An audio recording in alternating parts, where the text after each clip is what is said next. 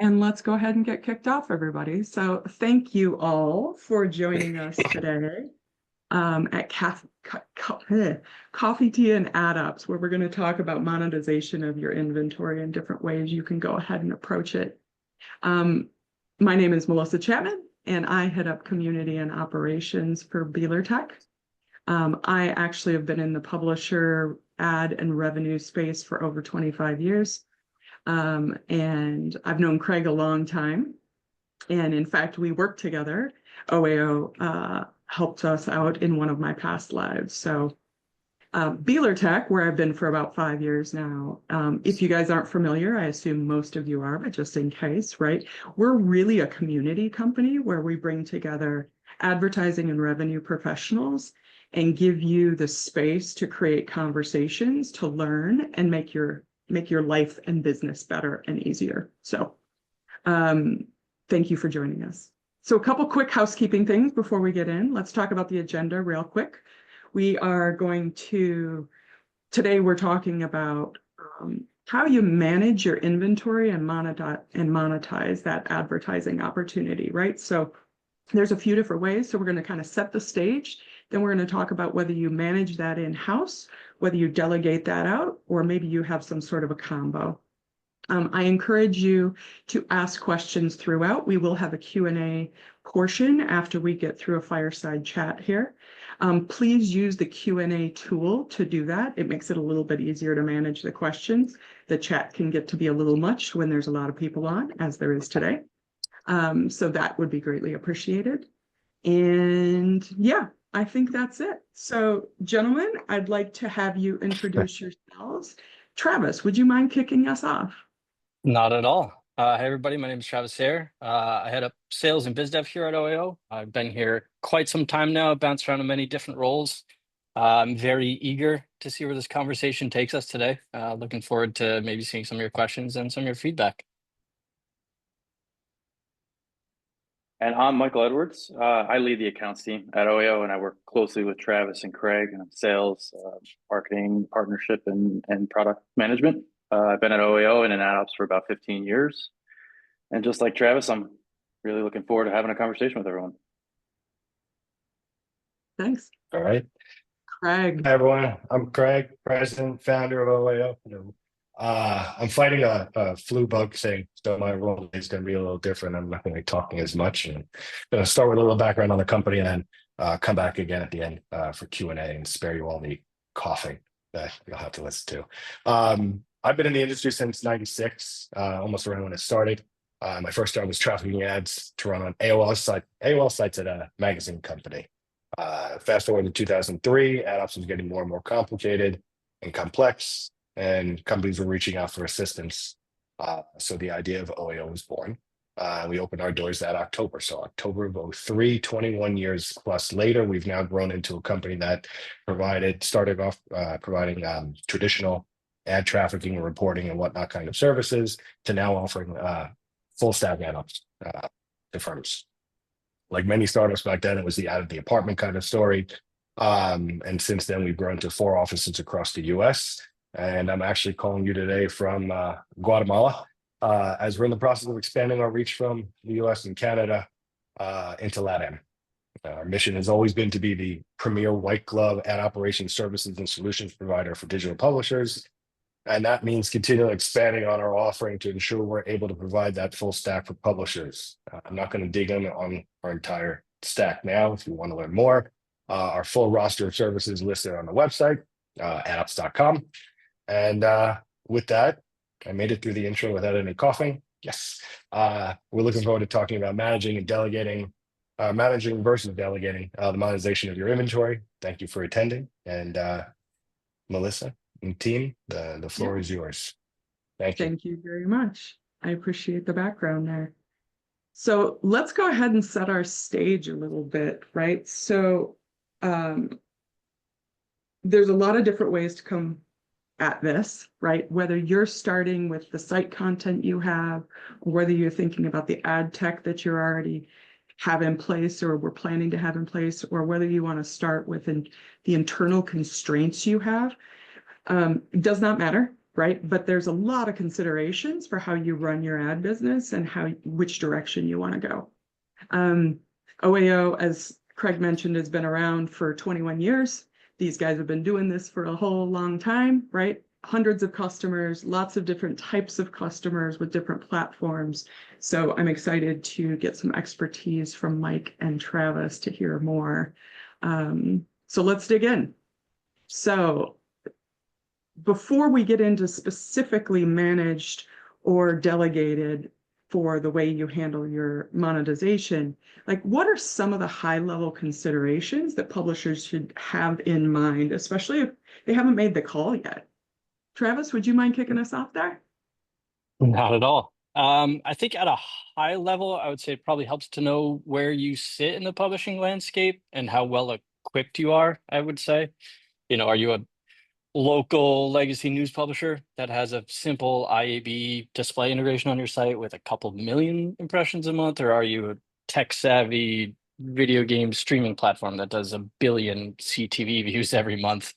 You're always going to be assessing how much revenue you can make with the ad inventory at your disposal.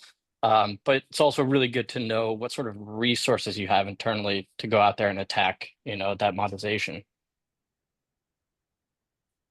Got it. Thank you. So when a publisher's thinking about their unique audience and what makes them special in the world, whether that's audience or the content or whatever they've got going on, right? What are some of the factors that should go into their decision making as they're going into this process? A lot of publishers are quite different, depending on the site content, the technologies at play. I think the biggest contributing factor there is probably, the overall traffic numbers. I think for anybody who's been in this business for more than a few minutes, is well aware that, I think the most frequently asked question, of publishers and from technology partners is how much traffic do you have on your site? How effectively can you monetize the inventory that you do have is another big part of it. But traffic is really going to play, I think, the biggest factor into overall, monetization performance. There are things you can do to bolster that performance, with your ad density, putting more ad units on your pages can certainly generate more revenue, but then you need to balance your UX and your actual with the ad density. You don't want your customers feeling like you're an MFA site or anything. And then the types of ad units, of course, display versus video versus audio, expanding rich media, custom wallpapers. There are a lot of different factors that can go into it, but overall, I would say the biggest factor is certainly, traffic volumes. And I think for this conversation, we're really going to stick to kind of owned and operated, right? We could also talk about audience extension and that sort of thing. That's for another conversation and another coffee and tea at another time.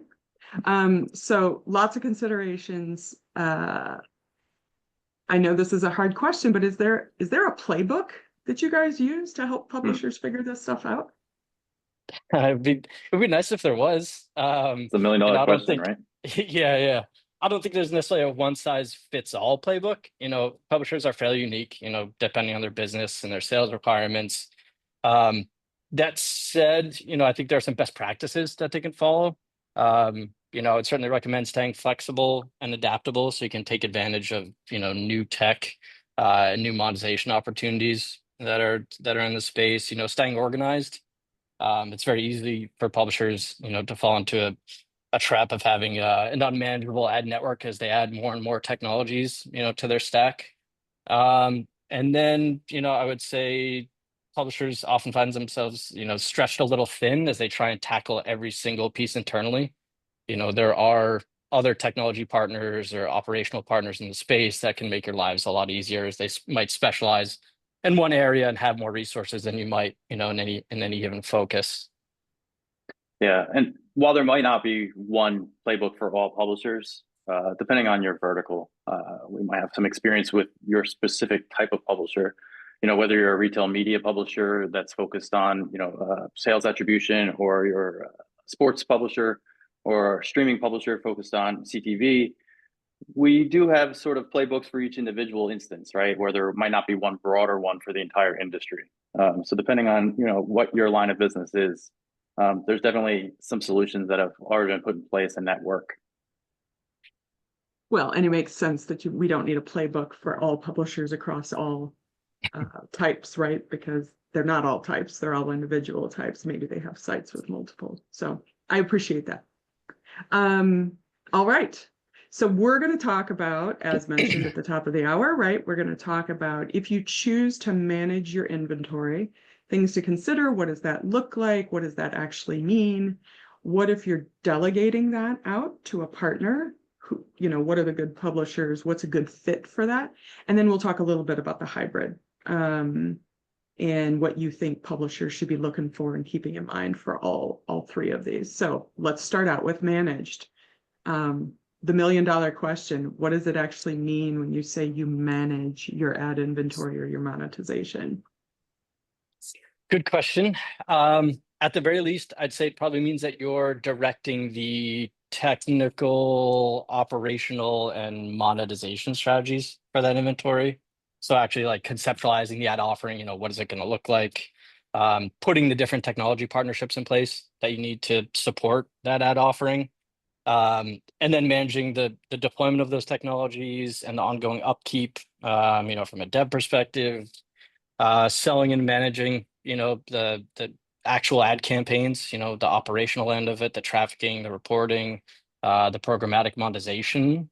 I would say that's essentially managing as a whole. There are different ways to get that done, but yeah, that's how I think I would probably best describe managing your own inventory. Yeah, regardless of whether you're doing the work yourself or you're working with partners to do the work, essentially you're in the driver's seat, right? You're making all the decisions, the strategies, the tactics, etc., and whatever resources you have are rolling those out.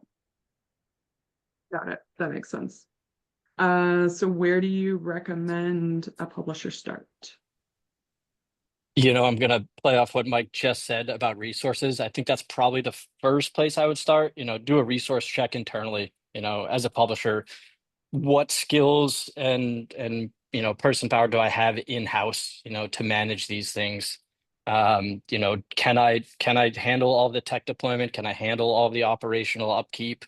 Or do I need to look, for outside assistance? Publisher can still manage their own ad stack and drive all the strategy, but then outsource different pieces of that puzzle, whether it's the tech or the operations or the reporting, whatever it might be. There are, again, many ways to get that done. But yeah, I would say a resource check is probably the first thing you should do. One thing that maybe isn't always front of mind when you're talking about resources and the technologies and the operations and all that is outside partner management as well. For every piece of tech and every group that you're working with, there's going to be someone that has to manage that relationship both on the business end and on the operational end too. So I wouldn't leave that one out when considering what types of resources you have.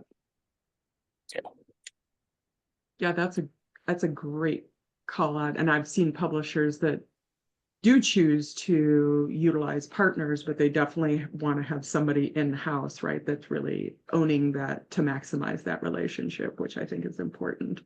Yeah. All right. So you've got your resources, you kind of assess what you've got there. Is there a place in tech you start, or do you just kind of it just feels like there's a lot? And I'm curious, I know where I might start, but I'm curious where you guys would recommend starting. I would probably start with your ad server selection, depending on what type of ads you're going to be running. Are you doing mostly audio content, mostly video content, display? Is it going to be a mix of both or all of the above? Newsletters, taking into consideration all the different types of content. It definitely behooves you to find an ad server that's going to work well across multiple pieces of content, if possible. Some publishers do like to have one ad server for one type of content, another ad server for another. That adds a whole layer of operational challenge. But yeah, I'd certainly say starting with your ad server selection is a great place. It may be one size fits all, it may not. Yeah, I mean, ad server is like the foundation of your whole operation, typically. And so making sure that it works well with all of your goals, but also all of your other technologies is going to be the first place I'd start.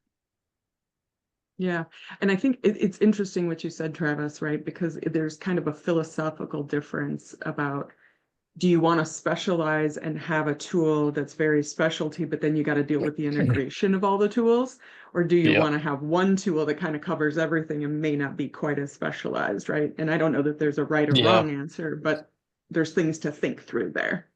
Yeah, because that can touch on, other facets of your business. If you've got one ad server, do you have your pricing and planning team plugged into it? Do you have your invoicing and all the different areas of your business? It might double the efforts, not just on the operational side that I think all of us here today are familiar with, but some of the business aspects, that you might not even be thinking about. Got it. So you guys deal with a lot of different kinds of publishers, some of them very experienced. Where have you found that even some of the most experienced publishers can use a little bit of help?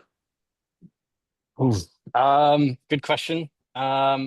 We do work with a lot of established publishers who come to us, for assistance in tagging and taxonomy, whether it's a decades old network, that has been shifted around over the years, or new partner acquisitions, or even, a savvy advertiser coming to them wanting to run a campaign that they can't quite support based on their existing structure. I think in a lot of cases, we do work with established publishers like that, so we can kind of help them sort of reset and establish them, with a certain amount of flexibility and maneuverability when it comes to ad stack. Yeah, and I think it's beyond just the initial setup, which oftentimes has happened years ago or not at all yet. As time goes on, kind of reassessing and evaluating that to make sure you're staying current with your offering and your needs, and that you're not kind of building on more complications onto an outdated version of what worked years ago. So tagging and taxonomy is I'd say one of the biggest things we consult on. Also, as things come up in the industry, in recent years, privacy and consent and cookie management and all these types of things kind of roll up into that, but also can be its own unique ask that I think has been pretty popular in the last couple of years here, for sure. Thank you. Yeah, I feel like, so when you talk about taxonomy, and maybe you said this, but I think you always have to think about the stuff you're going to pull out of it too, not just taxonomy, but your product catalog actually is what I should have said, right? Like, I feel like as a publisher, I definitely had seen mine in some cases. It grows, and not only does it go over here, right, but it just gets too big, and there's things that your team just isn't selling anymore, or whoever Right. your sales resources are. So anyway, the classic ad unit for every slot, or maybe you don't have the right tagging parameters to exclude an ad that's running on a certain section. Things like that can be a bear if well, you're the not needs keeping change updated. too, Right. Exactly. Like what the industry expects, and then what your customers expect, and what you need to be able to do to support that. Got it. Okay. Yeah. So we've thought about our staff, we've thought about our our serving. What's kind of next on the list? And I realize you could go a number of different ways, but give me 2 or 3 of the kind of next areas. I would say, the monetization strategy. Are you going to be looking to sell all this inventory directly? Are you going to be filling it programmatically? Is it going to be a mix of the two? I certainly recommend to pretty much every publisher I speak with to sell as much of the inventory as they can. Not every publisher has a salesperson or a sales staff, but in a lot of cases, those publishers may be approached by advertisers, maybe something falls in their lap. Absolutely try and close as many direct deals as you can. It's going to give you, the best CPMs that you'll likely see. And you don't want to turn away any additional revenue that you can make. But yeah, I would certainly focus on the monetization strategy overall, and then what capacity you have to support that monetization strategy, whether it's in-house or outsourced. Right. And that includes not only the sales team and sales assistants and all of that, but also the day-to-day operations, the development resources, all of those things that kind of work in cooperation for the fulfillment of whatever is being sold. Right. And all the tools that go along with that. Got it. The So many talk to me. So many tools. So speaking of, talk to me a little bit about kind of the next level tools, because we've talked about some of what I would consider building blocks, right? And what's some of the other stuff that maybe not every publisher needs, but it There are a many lot do. of additional tools everywhere you turn. I think one of the main ones is helping with in terms of like your operations and integrations across the, the organization is an order management platform. Once publishers reach a certain scale, or they have some specific needs that maybe the ad server can't cover because that's not its primary focus, I find that a lot of publishers start looking to see what order management platforms might do for them, and whether that's helping with forecasting and sell through, or defining some very complicated sales packages, or even integrating with other internal systems, your sales managers and things like that, or insulating your staff, right? Having them learn one interface instead of many. Order management systems tend to be the next level to handle some tasks that maybe the ad server wasn't designed to. Yeah, that's definitely a big one. What might seem innocuous, reporting is kind of a big deal. If you're selling your inventory directly, do you need first and third party reporting? If you're filling it programmatically, do you have a platform that can report on all of your programmatic revenue across all of your partners? That's a big one. One layer of tech that's seen a slight resurgence as of late, which I kind of like as a sales guy, and that's the self-serve solutions that are out there. If you're a national publisher and you've got a very large market and a lot of users, maybe you have a high minimum spend to speak to your sales team, but there might be an auto group out of Minneapolis that might want to spend $10,000 or $20,000, and maybe not the 50 or 100 that it might take to actually work with your sales team. That gives them an opportunity to actually purchase inventory directly on your site and across your inventory. Maybe that auto group doesn't have access to a TSP and a marketing team to go out and buy that programmatically, but they may be a fan of your content. And if they're on your site and they see the option to advertise here, that could be kind of neat. A good way to capture incremental revenue. Yeah, there's a few, alongside self-serve, what's I think becoming more valuable lately is contextualization tools.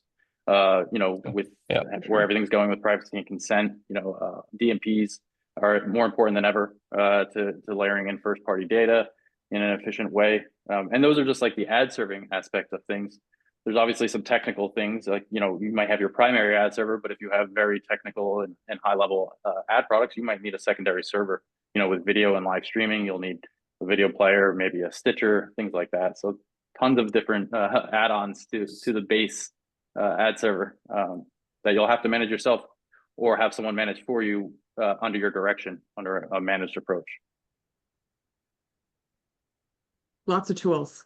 Lots of tools. Okay. So many tools. Yeah, lots. I know. I was thinking, like, were there others that the one that I wanted to go back to? I mean, and Shai, I saw your note there, but Travis, I think it's so important that we do kind of minimize a little bit, like, oh, it's just reporting, everything should work. But the fact is, reporting can make and break you in this business, right? Like, and having good tools that serve your needs and the needs of your clients are really important. And you mentioned, whether that's direct or programmatic. So I want to pivot a little bit to just talk, about if you guys can share what are some of the key considerations for programmatic. So in my past lives, I was largely a direct sales gal, and then programmatic got more and more complicated in the last 10 years. And so, like, what are some of the key handful of things a publisher should keep their eye out for, or eye on, I should say? That's a loaded question. There are so many factors. Yeah, when it comes to programmatic, and we could spend hours and hours and hours talking about programmatic and not even scratch the surface. To your point, programmatic has evolved. It's becoming increasingly technical, and it's leaps and bounds from where it was, 5 or 10 years ago. There are a lot of moving pieces. When it comes to managing your own programmatic stack, I think it certainly means being flexible and adapting to new and emerging technologies in the space. What was just an ad network 10 years ago is now AdX and open bidding and pre-bid server, Amazon TAM, different wrapping solutions that sort of encompass all of those technologies into one, that offer traffic shaping and dynamic flooring. And there are so many factors to consider. Having that expertise either in-house or outsourced, I think, is a very good idea to Mike's point about managing, or even if you're directing those resources, having that aspect covered is going to be a very big part about managing your inventory as well. Yeah, there's three main things with this that I see that I also see in just general add-ons, right? It's like managing the monetization itself. Like someone has to be there to make sure it's going well, whether that's a human or team of humans or AI for that matter. Something has to manage the optimization management day to day of that sort of thing. Maybe not as feverishly as a direct sale, but certainly has to keep an eye on things, right?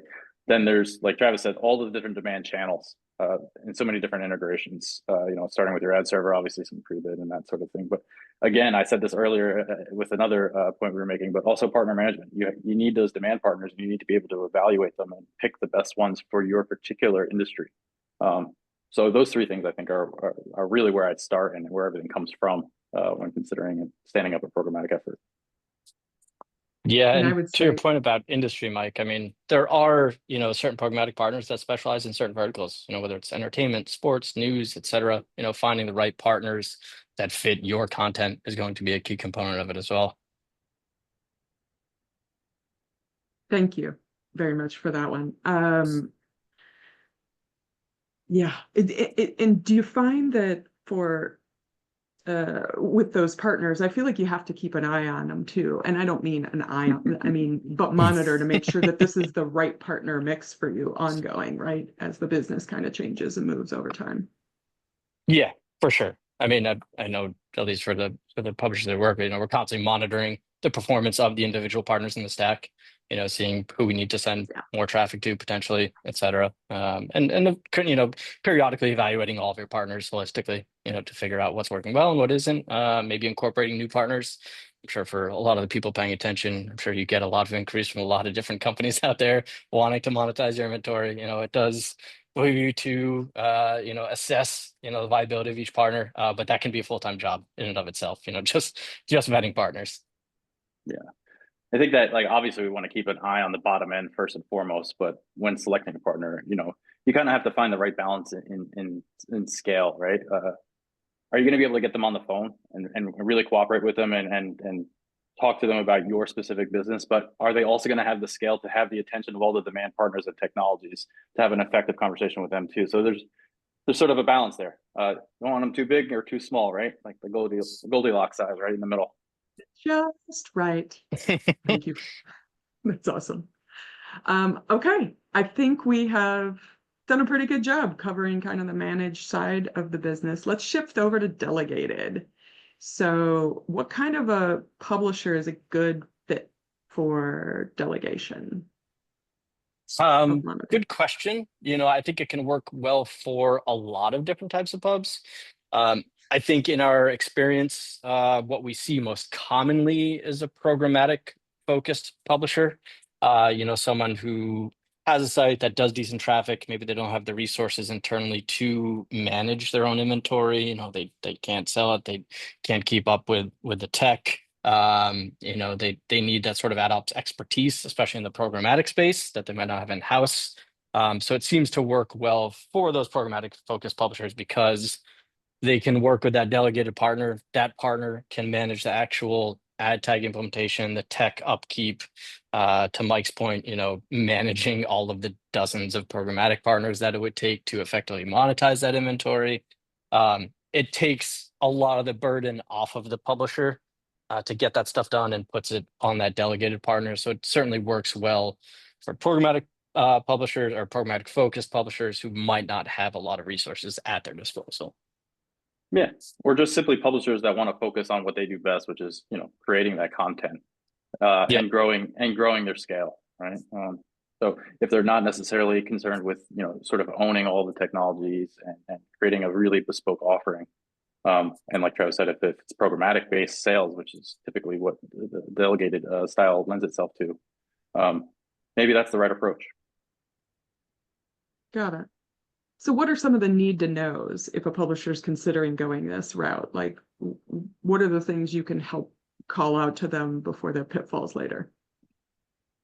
Okay.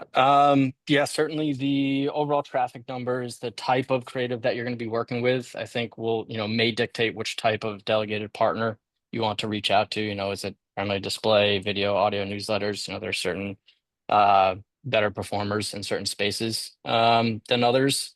I Yeah. think also, Go I ahead. was going to say also, are you just starting out, or do you Yeah. have a program already in place? And if you do have that program already in place, how flexible is that delegated partner with accommodating whatever you have and insist, are critical to keeping, right? A lot of times with delegated partners, they'll have a very structured offering already, and it's the publisher's job to see how well that fits to them. If maybe you need a publisher partner that can be a little bit more flexible to what you may already have in place. That makes sense. So when we talked a little bit about that and what you already have in place, so talk to me about like, if I have a sales team, if they have a sales team, like what are the different considerations there? Because you said earlier, Travis, like if you can do your own sales, do it, right? You're generally going to get a higher CPM. That's the general rule of Yeah. thumb.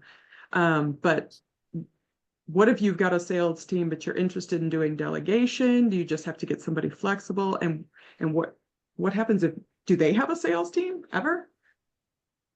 Yeah. I think oftentimes they do. And to your point, you are going to want a partner that's going to be flexible and allow for you to actually sell your own content. And I think most partners in that space likely would encourage that, just like I have. There's a caveat there that if you are out there selling your own campaigns, in most of those working scenarios, you won't be able to control, the operational end of that campaign. You need to hand that off to that delegated partner who will then traffic it and manage it in their ad server, their ad stack.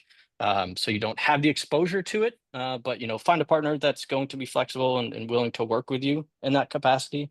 I think first and foremost, and you're certainly going to want to talk through the revenue impacts of that and how it works. In most of the delegated situations, it's a rev share situation.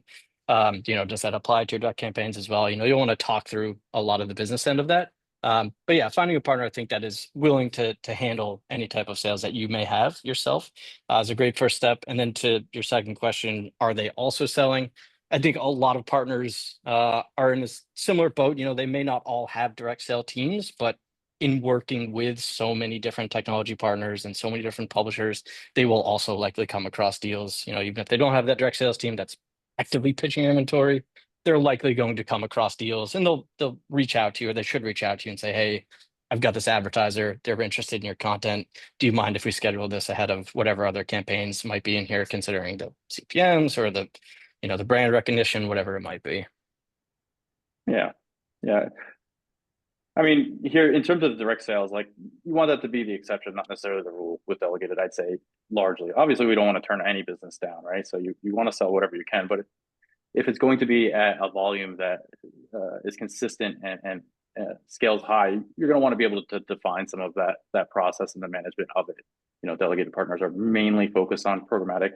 Obviously, some of them have expertise with direct, but I think the way the technology is deployed allows better for programmatic focus than direct.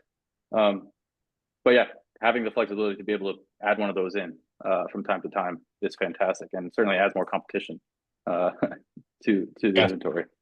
Which is good, right? Mm-hmm. Yeah, that's good. If I'm new to this space, I might not know the answer to this question, which is, if I'm going this kind of delegated programmatic route, when do I get paid? Because I think I'm going to get paid in 30 days, but I don't think that's how that works. Oh, it would be nice Can if you they add a were all little paid I color was to just in going to 30 say, yeah, that sounds lovely. for as quick as the auctions happen.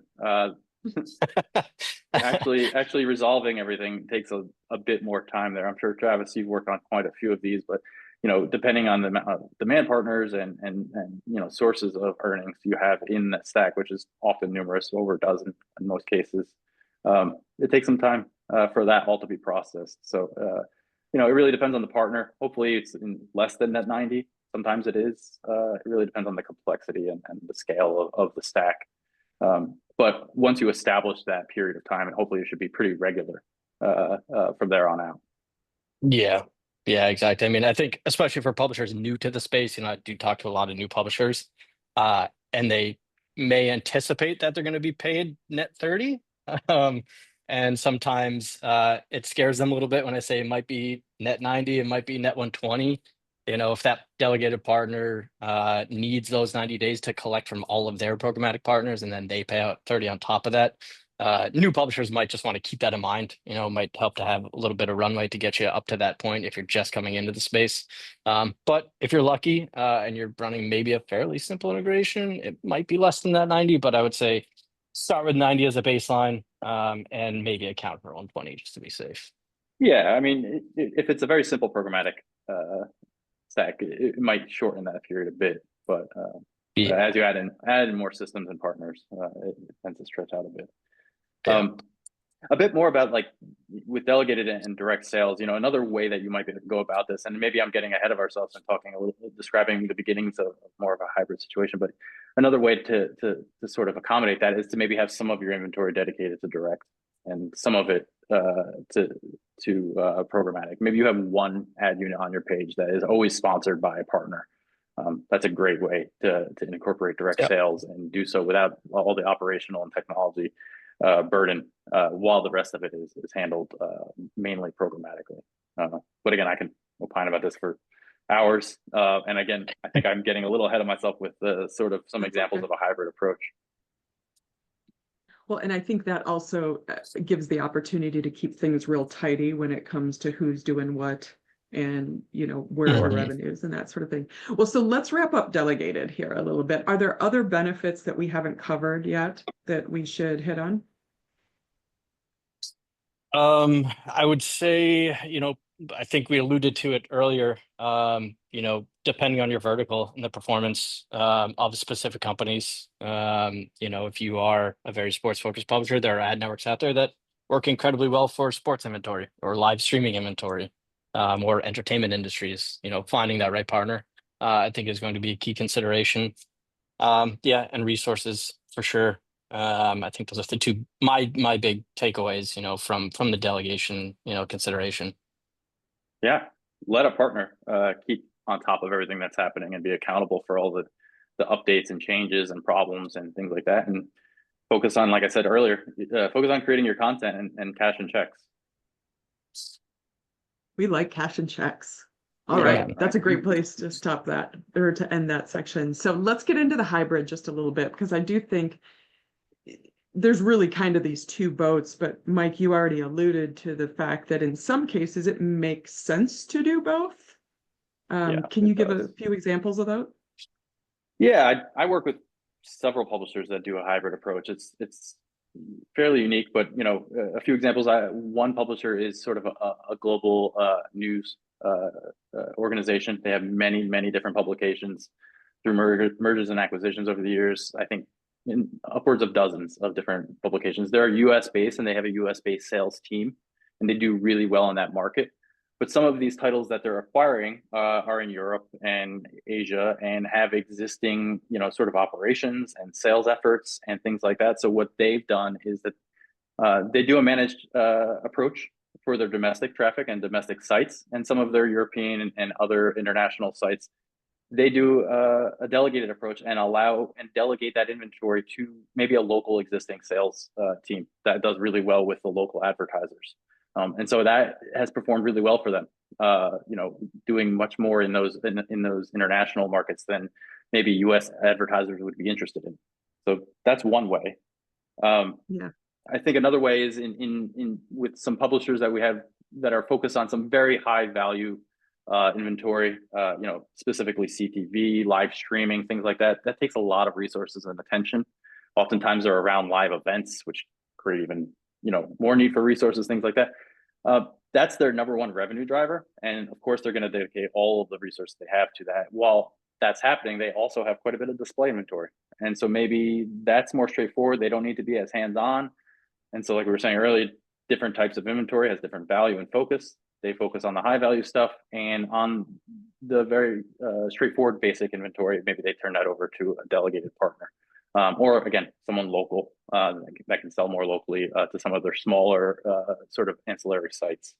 So those are two of like the main examples, but the list goes on with how you can slice and dice. Maybe you have a separate technology that has one particular ad unit across all pages on your site. That's delegated because they have a specific niche with demand, whereas all the other ones are yours or are part of sponsorships with brands that you've been working with for many, many years, etc. All right. Travis, anything to add before we I think he we're covered wrapping it. up our fireside. Yeah, I think that really covered it, Mike. Well done. Great. So let's switch over. We've got a few questions to answer here. So Craig, do you want to come join us back on stage? No coughing, please. Although now he's guaranteed to cough because I said that. So Rob, because he is floating around in the background, can't use the Q&A. So I'm going to hit this one first. Am I correct that understanding someone like OAO is in a unique spot because vendors want you to help them get in front of a bunch of publishers, and you're in a position to see how these vendors do across multiple environments? Any thoughts about how you evaluate vendors with that lens? Yes. We do get a lot of increase in vendors, because like Mike said, we work with 100 plus pubs. So, those vendors know that we've got the reach to a lot of those pubs.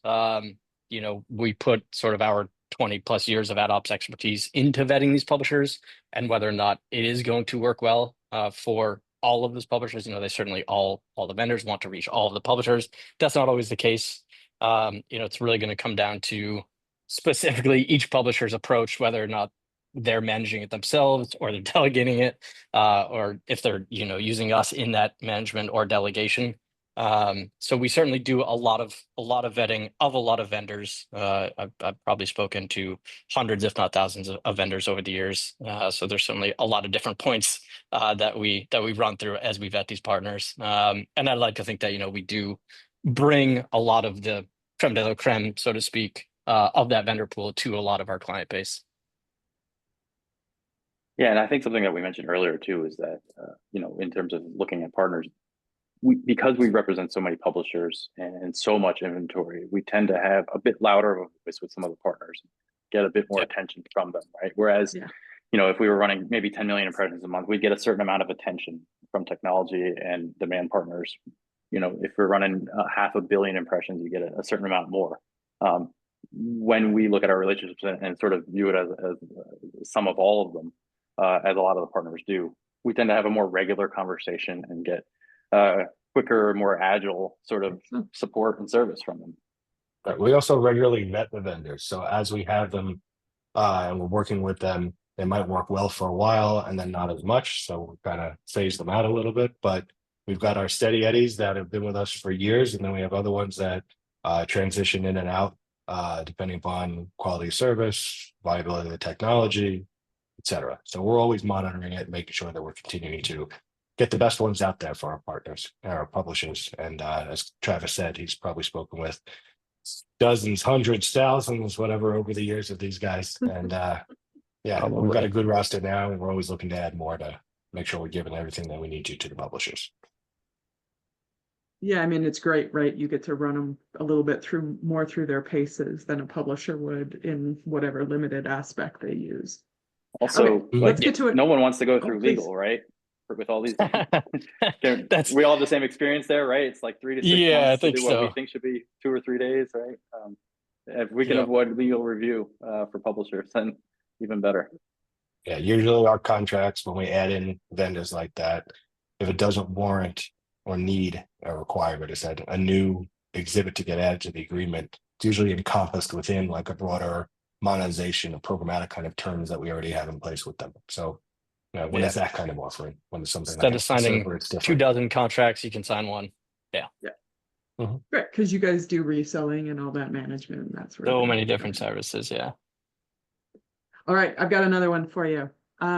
This one was asked a little earlier on. So how do you measure ROI? What metrics are important to evaluate when you decide to delegate? I mean, I would say that the biggest metric is probably the actual revenue return. I think that's what most publishers are going to be focused on. But I guess it also depends on that publisher's specific focus.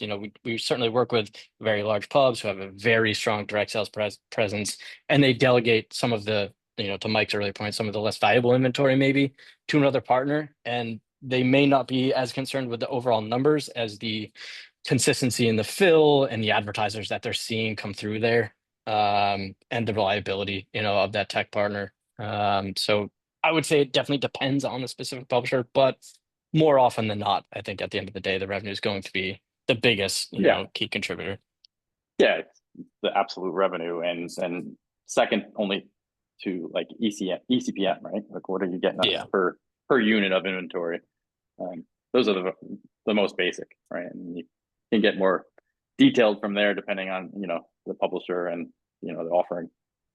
Right. And actually, when you're evaluating partners like that, whether it's us or other companies, whoever it is, it's important to understand how to, how to best get a proper view into what ROI will be when figuring out which one to work with. Because maybe one guy's going to say, I'm going to take two partners, put them up and A/B test them on different days, on different areas of the site, different inventory. So, this is a much longer conversation, but there's a lot of ways to structure tests in order to make sure that you're really getting a good view into what that ROI would wind up being, what that performance, better said, would wind up being with each partner that you might decide to work with. And it's going to vary based on publisher, platform you work with. Is it display? Is it video? Is it CTV? Is it audio? Whatever it winds up being, there's a lot of ways to look at it. So it's a bigger discussion when you dive in on something like that. Really, you need to get into it, kind of thing. Got it. Oh, it depends sometimes, right? Like our industry is known for that. Okay, got another one for you. What sort of scale, revenue, traffic, etc., thresholds are the obvious times for transitioning, right? So going from AdSense to fully dedicated, maybe then to outsource to then managing it in-house in a fully managed way. I was gonna say, I hate to call back to what you literally just said. You said it depends so much in this industry. I think it would depend on the content, and the value of that content. I think in my mind, I've got some rough ideas. If we're talking about millions of impressions, I think AdSense is a great place to start. Once you get into tens of millions, maybe move into AdX monetization, dozens of millions, move into AdX and OB, maybe some pre-bid, hundreds of millions. Certainly you're going to want to get into, some of the more advanced wrapping solutions that are out there. Those are just some sort of off the cuff ballparks, I would say. But again, depending on the content and the types of ads, obviously I'm in my mind, I think I generally go to display first. But if you're talking just video, those numbers would be a little bit lower because video revenue is obviously much higher. But yeah, it would certainly depend on the publisher, I think. You're right on, Travis. I think of it in scales of 10, millions, tens of millions, hundreds of millions, etc. Roughly though, because the volume is the starting point, but then like Travis said, you really have to qualify the value of each unit and what the opportunity, what the potential is it going to be able to support all the resources required and still be profitable for that publisher and allow them to focus on their main thing there. So yeah, I agree with you, Travis. I was like, is he going to say tens of millions for like a medium size AdX, maybe a little pre-bid? Yeah. And I'm glad you. That's generally where I'm thinking. Yeah, and I'm glad you brought up the point about, when you think about it holistically, like the revenue from that has to support the resources that you have internally. That was a point I was hoping to mention a little sooner. But yeah, thinking about this, like how much revenue can that inventory generate at that scale? Can you afford to, manage all this stuff directly, or do you need to delegate it? Right. Beyond that, there's also the functionality. So you're looking at volume when it comes to revenue, and that's that ballpark, this kind of thing, or the general landscape of what you're looking for. But if you're a publisher and you're getting a lot of inquiries from advertisers for programmatic direct deals, only certain types of platforms can handle that. So you're going to want to understand, okay, this is my volume, this is what I'm going to be getting based on general open auction or general deals that are coming through. But if companies have contacted me for programmatic direct, if I need to be able to handle that, I need to be able to support that, what platforms do I need to be implementing? Maybe moving into that range sooner than later. versus just general volume based. Yeah, that's a great call out about some of those tool thresholds. We've got time and we have one last question. So let's hit that one before we wrap up. What should a publisher expect in meeting advertiser they want to work with? Outside of metrics, what are the key factors to keep in mind outside of knowing your own strategy? So sorry, I guess those were kind of two. So what should a publisher expect in meeting advertisers they want to work with? I don't I'm not exactly certain where this is going, but the first thing that Yeah. occurred to me was like, hey, brand alignment. What type of content do they want their brand to be aligned with? What pieces of inventory is a good fit for them, and then obviously also ad products. What type of creative do they want to deliver, and can you support that? Is it part of an existing or a flexible sales package, right? So, if it's a simple display, that's pretty easy for almost any publisher. If it's something a little bit more complicated, part of a package, etc. Newsletters, video, all these types of things. Those are the two things that come to mind. I'm not sure if that's exactly where the question was going, though. I think you're spot on. And then calling back to some of our earlier points, an advertiser may want to run a very targeted campaign with you, and maybe your ad stack can't accommodate that. Maybe your tag and taxonomy or the tech that your ad server supports, whatever it might be. You want to be sure that you can accommodate what that advertiser is asking for, so you can take their money and get that deal done. Right. All right. Be sure that you can, to, or that we can, develop that, or that we take can get you advantage. to that place. Yeah, Right. exactly. right. When you go you in to answered meet the with the question they were advertiser, asking. Oh, great. when you go in, when you go in to meet with the advertising agency, all of that is very important, and understanding what their goals are, having the ability to deploy, like what Mike was saying, and hitting all the different products and offerings, and then understanding what their actual delivery goals and metrics are that they're looking for, so you can craft your traditional terms insertion order to be able to cater to what their needs are. So understand what their delivery goals are, their KPIs, etc., and then build it out from there with all the technology and ad offerings that you can bring to the table. So, Essie, we're actually going to give you a way to contact OAO or come through me for the second half of that question, because we do have to wrap it up now. So I feel like we've covered a lot of ground here. I learned some things. I also got some things that I realized, yep, that's still how things kind of work as I'm over here doing community stuff. Of course. It's a complicated business, and between, privacy and all that kind of stuff, I feel like it's gotten even more complicated. So I want to ask you guys one final question, and we have 5 minutes. So 1 minute each, please. Is, what is a top question that your clients have been asking you recently? With that, That's a good one. Travis? I guess I can start, as the outward facing sales guy, I certainly get asked a lot of questions. I guess it's a toss up between what is the most common. I'll jump into one. I'm sure Mike will probably address the other. Certainly technology reselling, OEO is part of the GCPP. And so we do actually sell a lot of ad service, a lot of AM360 networks, and the varying support services that come along with that, one primarily being AdX as well. So we do get a lot of inquiries and a lot of referrals even, from other tech partners about actually ad server, selling and supplying. That's certainly probably one of the bigger asks. It's a toss up though. Again, I'm sure Mike will probably jump in on a couple of points here. Yeah. No, I'd say that's right on. Access to Google's ad server and ad exchange is probably one of the most popular, especially like Travis said, from a new to us publisher. For some of the existing publishers, I think they come to us more with consulting and technical questions, ongoing services. So whether it's advising about privacy or consent or cookies or audience, or even full scale projects with like what we talked about earlier, taxonomies and things. I tend to work with our existing publishers on a lot more of those types of things after their foundation has been set. And then beyond that, other technologies like we talked about earlier that kind of complement your foundational ad server, right? Whether it's an email ad server add-on, that can help you deliver ads there, or, you know, contextualization tools or self-serve, like Travis mentioned. I tend to, Programmatic. yeah, and then Right. programmatic That all day too. long, right? Yeah, all day long.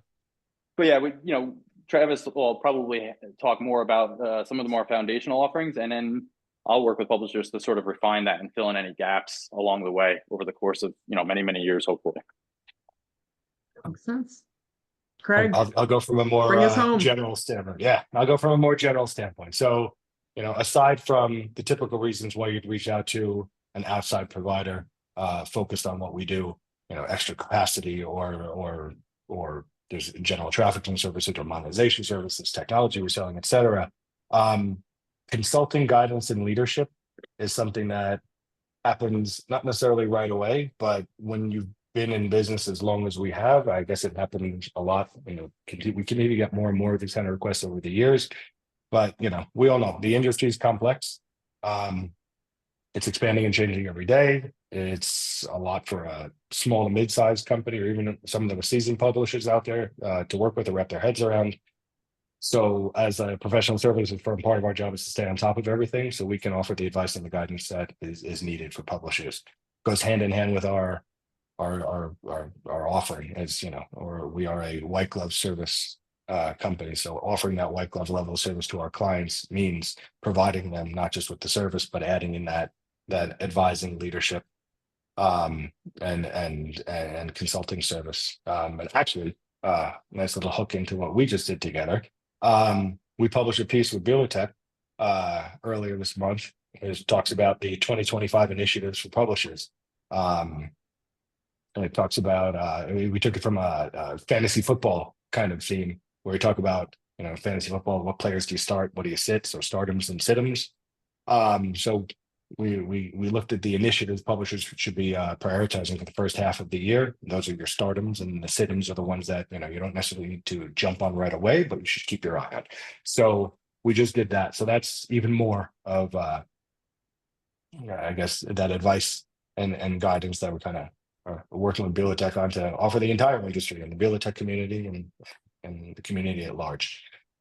So with that, I know I went over by a minute there, but I wasn't coughing, so I was really That's happy all about right. that. That's all right. Thank you. All right, I have one more for you. If somebody wants to Oh. reach out to you guys, how do they get a hold of you? Go to our Easiest way, website. sales at, oh, yeah. Go to Yes, our go to the website. One of website, you. contact us. Yeah, Adops.com. adops.com is the website. It's all right You there. contact us. You can reach out to sales@adops.com if you want to send us an email. You know, that goes to the three of us. You'll likely hear from me. You know, I'll reach back out to you. You know, if you have questions about anything we talked about, or even if you just want to talk shop, you know, certainly reach out. Can't hurt to meet new people in the industry. Yeah, absolutely. And I just wanted to take a quick second to say, you know, this was my first fireside webinar through Zoom, and I hadn't been paying attention to chat. Lots of familiar faces. Thank you, everyone, for the kind words. Looking forward to talking with you all soon. Yeah, Thank this you. is terrific. Thank you, everyone, for joining. Thank you Thanks to to the everybody. You gentlemen guys are for Thank you. sharing all their knowledge. It was a great session. Thanks for hanging out with us for an hour today. Take Cheers. care, everybody. Thanks, Thanks. everyone. Enjoy. Bye. Bye.